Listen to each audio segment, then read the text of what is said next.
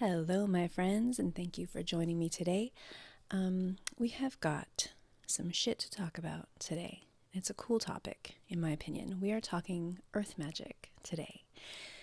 And here's the thing, I did an Earth Magic episode about 2 years ago, but there's just so much more to say, and I'm feeling very elemental right now, very sort of back to basics in kind of a weird way. I don't know why that is, but I'm not fighting it. But before we jump in, I want to read an email.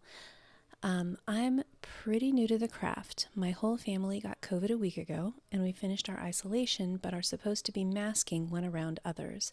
My kids are 5 and 7, very energetic. We don't have much of a backyard, so being stuck at home has epically sucked, and expecting them to keep a mask on while clamoring all over a playground is just not going to happen. So I took them to a gorgeous Victorian arboretum and cemetery near us. It has a lake and tons of trees and is very lovely. When we arrived, there wasn't anyone around, which is what I had hoped for, and after parking the car, we took turns pouring out a little vodka on the ground and sprinkling some dried lavender and rose petals as an offering to the cemetery spirits. We each had a rose and a sprig of mint from our garden, and the kids got to put it on a grave of their choosing. They really enjoyed walking/running around the shaded paths and seeing all of the different statues and tombstones. We had a little picnic near a fountain, then they climbed some trees in the park part of the cemetery.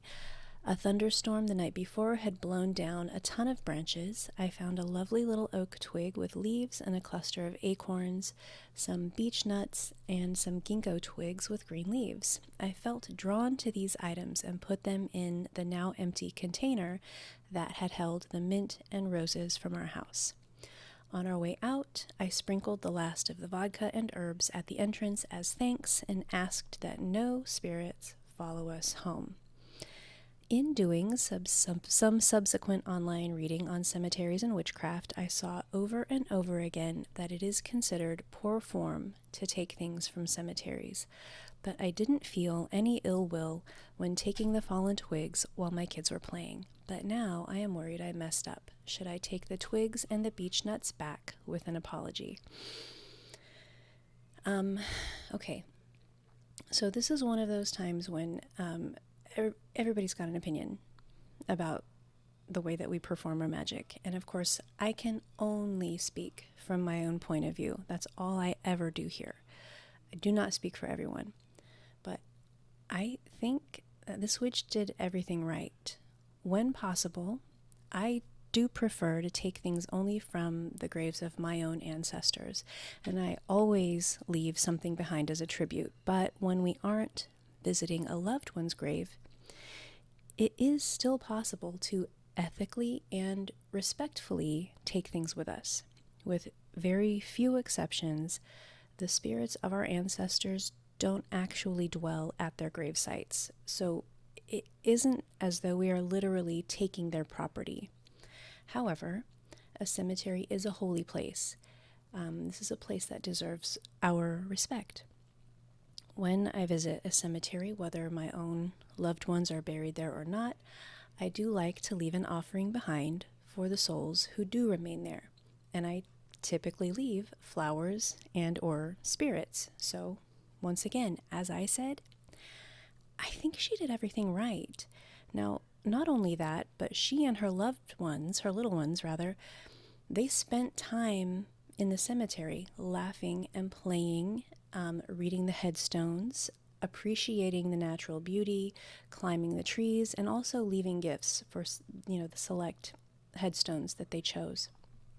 And spirits appreciate when we spend time with them. And spirits who make a cemetery their home are going to appreciate the positive energy that her family brought with them.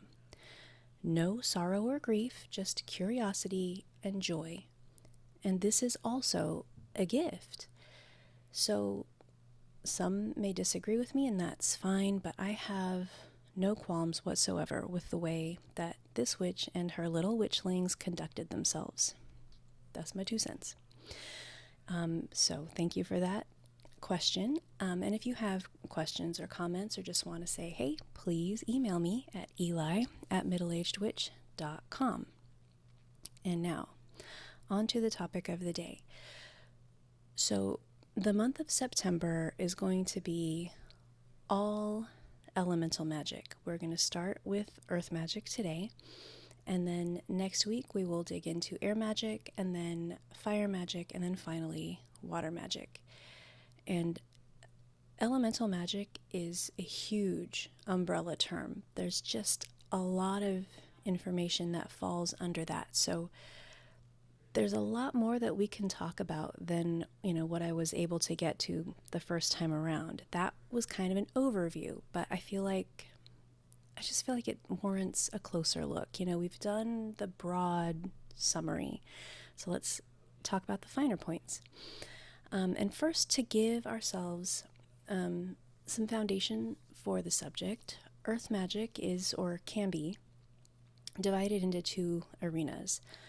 One is that Earth Magic is magic that incorporates actual earth. So any work that's performed using crystals, stones, shells, bones, soils, metals.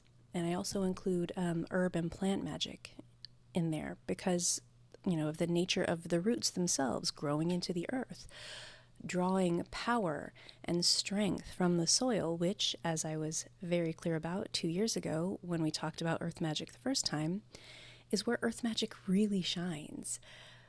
When we are doing work that has a significant incubation period, we want Earth Magic. When we want our intentions to plant deep roots and grow and spread a strong foundation before finally, reaching the surface to bear fruit for us, this is what Earth Magic is for. Not your quick burn, flash in the pan intentions. This is going to be for more far-reaching manifestations. So, think of the difference between a one-night stand versus your 10-year anniversary. Like, you're still going to get laid regardless, but the nature of that interaction is going to be very different. That was probably not my most elegant metaphor, probably, but I stand by it. Earth magic simmers, it percolates, it doesn't come quickly, but when it does, it's here to stay.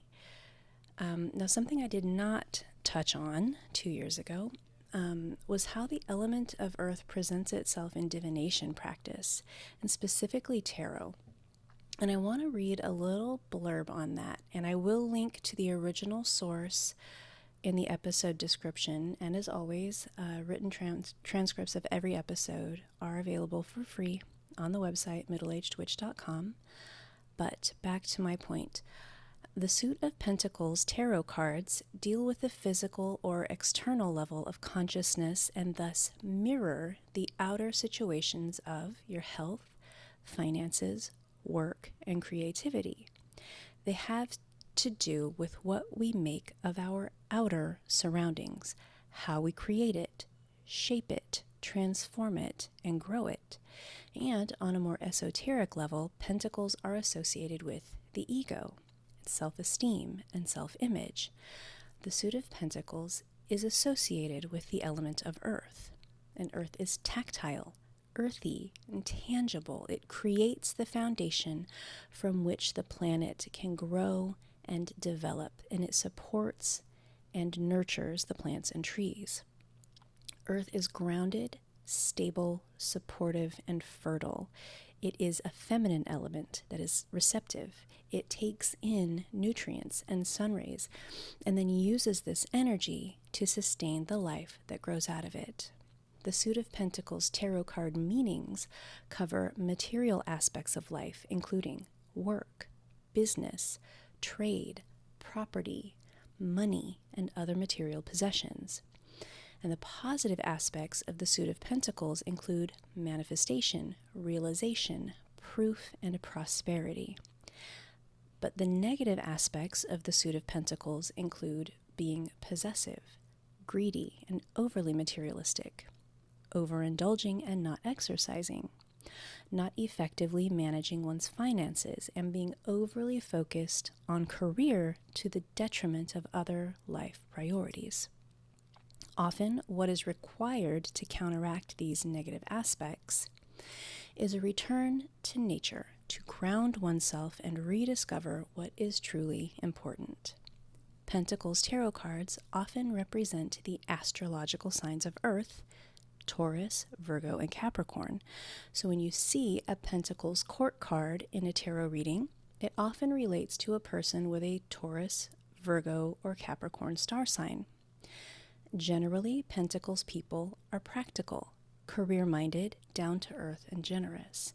They are tactile beings and like to experience the physical, tangible world.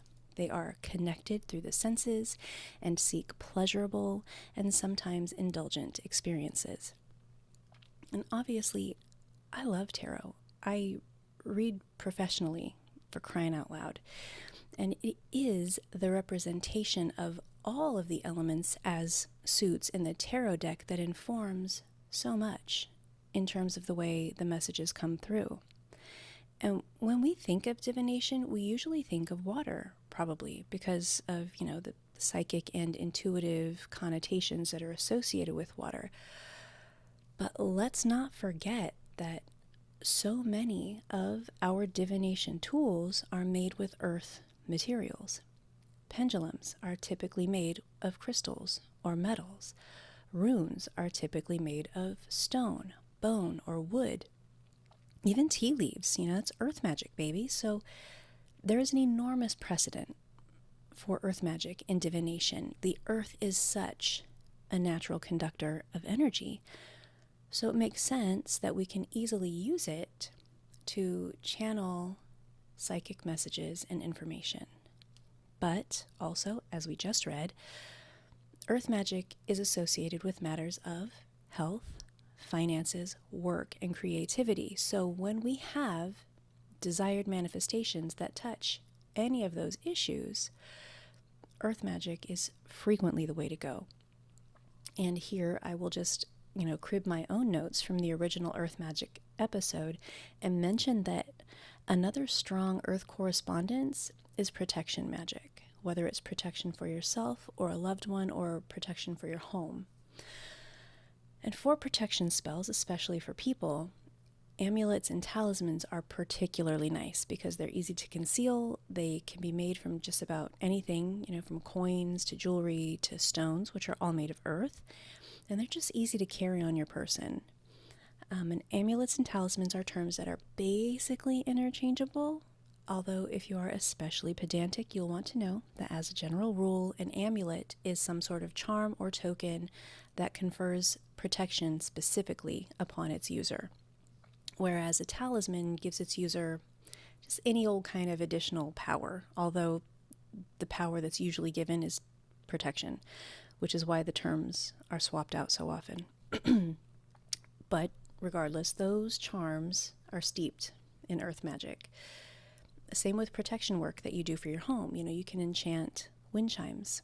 You can get some witch bells for your doorways. You can imbue nails and railroad spikes with protection magic and then place them at the entryways or in the four corners of your property. And all of this uses earth magic. So whatever earth magic you choose to do could be enhanced and supported by the use of an Earth Magick Ritual Oil. And I'm going to give the recipe here because Earth Magick Oil is so interchangeable and multifunctional. And, yes, you can definitely have separate protection oils and money oils and oils for healing, and they're awesome. They're so powerful. But if you would rather make a general purpose Earth Magick Ritual Oil, this is completely doable and it's really versatile. So as with all of our ritual oils, we begin with a few ounces of carrier oil. And for Earth Magic, I like olive oil. So we're going to put that in a small saucepan, and then we're going to add any of the following items that you have on hand, and just, omit anything you don't have. Don't make a special trip to the store, but if you've got cedar, holly, juniper, maple, pine, comfrey, fern, jasmine, sage, clove, any kind of grains. High John the Conqueror root is really good, and or patchouli. And then you're going to put it all in your pan with your oil, and you're going to just bring it to a low heat and let it roll for like 20 minutes. And then once it cools, we're going to strain out all of our herb and plant material, and then pour that Earth Magick oil into a little bottle or a little jar to use whenever you have some Earth Magic to perform. Now, I also like to add a small piece of agate or quartz to the finished oil. Just leave it in the jar. And this just enhances its energy, gives a little more kick, a little more spice, a little more zest. And then just use it in any of your Earth Magic spells however you see fit. You know, anoint your candle spells, anoint your sigils, your mojo bags, your amulets, any of your protective wards, and so on. This is a really adaptable, kind of all-around kind of ritual oil that you can use however you see fit. You can add it to your money spells, your healing spells, your spells for a new job or a raise, or even just general manifestation work. Earth magic is, maybe not as sexy as water or fire magic, but goddamn, it is no less powerful. So just give it a try and let me know what you think. Now, we will meet again next week for Air Magic. And as an air sign, I'm super excited about that. But in the meantime, have a great weekend. Do some cool magic. My name is Eli Rowe, and I'm the Middle-Aged Witch.